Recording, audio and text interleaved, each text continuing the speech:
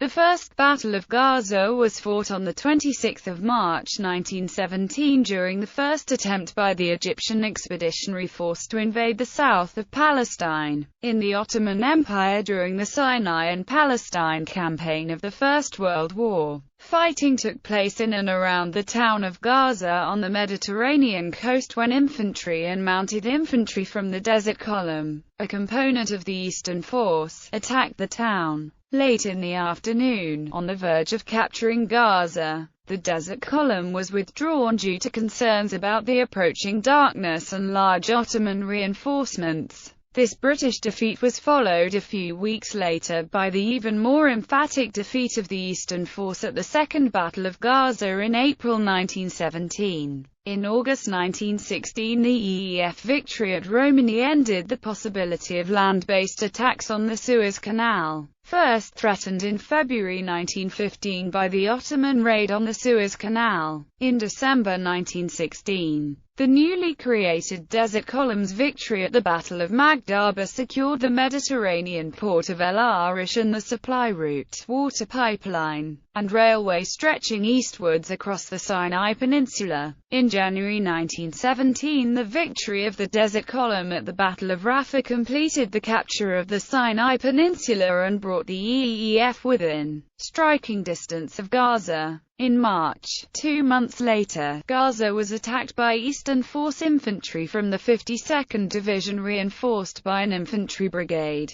This attack was protected from the threat of Ottoman reinforcements by the Anzac Mounted Division and a screen from the Imperial Mounted Division. The infantry attack from the south and southeast on the Ottoman garrison in and around Gaza was strongly resisted, while the Imperial Mounted Division continued to hold off threatening Ottoman reinforcements. The Anzac Mounted Division attacked Gaza from the north. They succeeded in entering the town from the north, while a joint infantry and mounted infantry attack on Ali Muntar captured the position. However, the lateness of the hour, the determination of the Ottoman defenders, and the threat from the large Ottoman reinforcements approaching from the north and northeast, resulted in the decision by the Eastern Force to retreat. It has been suggested this move snatched defeat from the jaws of victory. Background: as the Allied operations in the Middle East were secondary to the Western Front campaign, reinforcements requested by General Sir Archibald Murray, commander of the Egyptian Expeditionary Force, were denied. Further, on the 11th of January 1917, the War Cabinet informed Murray that large-scale operations in Palestine were to be deferred until September, and he was informed by Field Marshal William Robertson, the chief of the Imperial General Staff, that he should be ready to send possibly 2 infantry divisions to France. 1 week later, Murray received a request for the 1st Infantry Division and dispatched the 42nd Division. He was assured that none of his mounted units would be transferred from the EEF, and was told that there was no intention of curtailing such activities as he considered justified by his resources. Murray repeated his estimate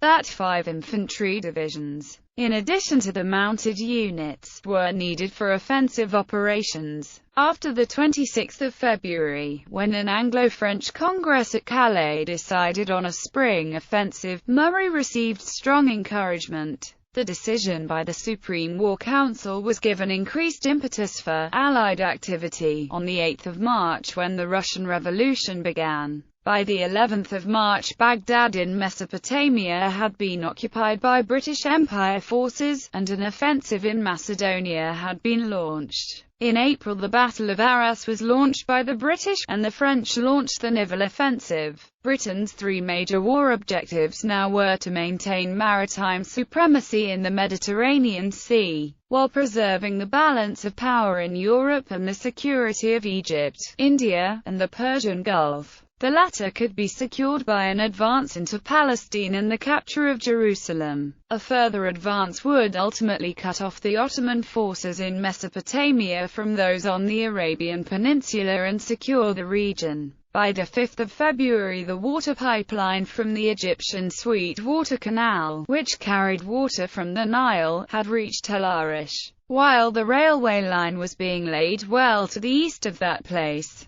The creation of this infrastructure enabled a strong defensive position and a forward base to be established at El Arish. There were now two possible directions for an advance towards Jerusalem by eastern force to take: through Rafah on the coast, or inland through Hafir el-Aya, on the Ottoman Railway. Lieutenant General Charles McPherson Dobell, commanding Eastern Force, thought that an advance along the coast could force the Ottoman army to withdraw their inland forces, as they became outflanked and subject to attack by the EEF from the rear. He proposed keeping two divisions at El Arish, moving his headquarters there, while his mounted division would advance to reoccupy Rafah. With the 11th of January War Cabinet decision reversed by the 26th of February Congress, the EEF was now required to capture the stronghold of Gaza as a first step towards the capture of Jerusalem. The town was one of the most ancient cities in the world, being one of 5 cities of the Palestine Alliance, which had been fought over many times during its 4,000-year history. By 1917, Gaza had an important depot for cereals with a German steam mill. In the area, barley, wheat, olives, vineyards, orange groves, and wood for fuel were grown, as well as the grazing of many goats. Barley was exported to England for brewing into beer. Maize, millet, beans, and watermelon were cultivated in most of the surrounding localities, and harvested in early autumn. Mounted units reorganized. A pause in the EEF's advance was necessary to enable the lines of communication to be lengthened and strengthened. While this work was being carried out, the mounted brigades were reorganized into 2 mounted divisions.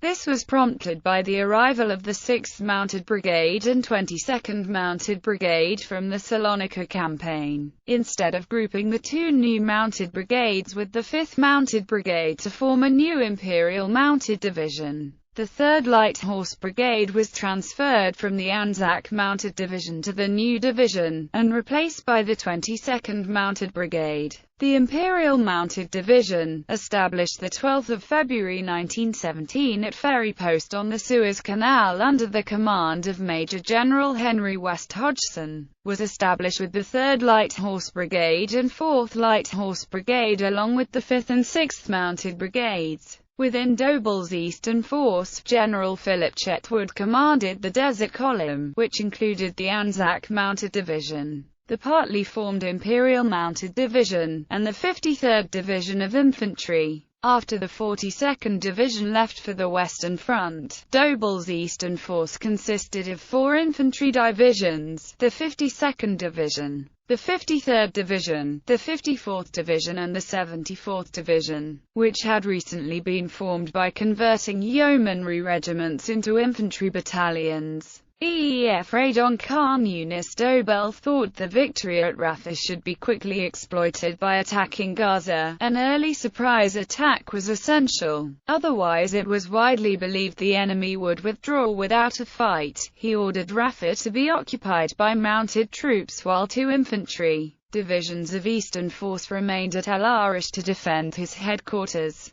On the 23rd of February, the Anzac Mounted Division and the 53rd Division, commanded by Major General S.F. Mott, were camped on the beach at Sheikh Zowayed. Here they were joined by the 22nd Mounted Brigade, replacing the 5th Mounted Brigade which returned to El Burj. That day, the New Zealand Mounted Rifles and the 2nd Light Horse Brigades commanded by Edward Chaytor made a reconnaissance in force to Khan Yunis 5 miles past Rafah. Khan Yunis was held in strength, and the Chaytor's column withdrew after a brush with the defenders. The town was found to be part of a line of strong posts held by the Ottoman army protecting southern Palestine, known as the Hans Jonas el Hafir line. These posts consisted of well-dug trenches. They were located at Shalal, which was a particularly strongly fortified position, at Weli Sheikh Nuran, at Beersheba, and at Khan Yunis. As a consequence of the reconnaissance to Khan Yunis, and the growing strength of EEF units in the area, the Ottoman army garrisons realized the line was nevertheless too weak to be successfully defended. In February, Enver Pasha, Friedrich Friar Kress von Kressenstein, and Semel Pasha withdrew from the line, retiring 14 miles northwards. Here they established much more formidable defences in front of Gaza, to stop any Allied advance up the coast. This withdrawal was completed by mid-March when the Ottoman Fourth Army was in position. Their new defensive line stretched north and northeast, from Gaza on the north side of the Wadi Ghuzi to Tel esh-Sheria, where the Palestine Railway crossed the Wadi esh-Sheria. On 28 February, Chetwo's Desert Column occupied Khan Yunis unopposed and the headquarters of the column was established at Sheikh Zowayed,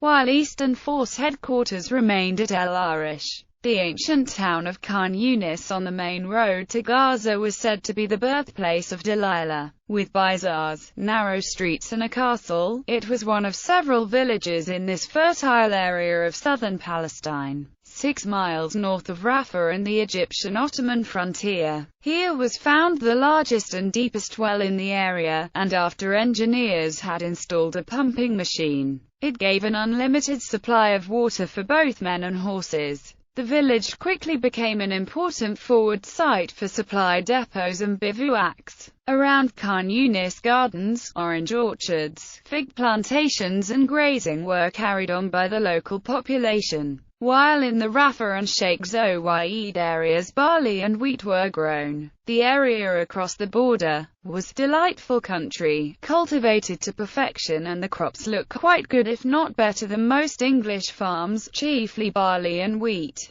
The villages were very pretty, a mass of orange, fig and other fruit trees. The relief of seeing such country after the miles and miles of bare sand was worth 5 years of a life. Lieutenant Robert Wilson, EEF Aerial Bombing. A series of bombing raids on the railway from Junction Station to Tel el-Sheria aimed to disrupt the Ottoman lines of communication during the build-up to the battle. No. 1 Squadron Australian Flying Corps and No. 14 Squadron bombed Beersheba in mid-February, destroying 3 German planes, and on 25 February assisted a French battleship's shelling of Jaffa, by directing the ship's fire. On the same day, the German aerodrome at Ramla was bombed. Then on 5 March 6 aircraft of the Royal Flying Corps conducted bombing attacks intended to interfere with the Ottoman withdrawal from the Khan Yunis line. They bombed Beersheba and the Palestine Railway at Tel esh-Sheria 12 miles to the northwest. Although the damage was not great, the railway at Tel esh-Sheria continued to be bombed in moonlight on 7 March, by relays of aircraft. Junction Station and Supply Depot, an important junction of southern Palestine railways with the Jaffa-Jerusalem Railway many miles to the north, was also bombed on 9, 13, and 19 March.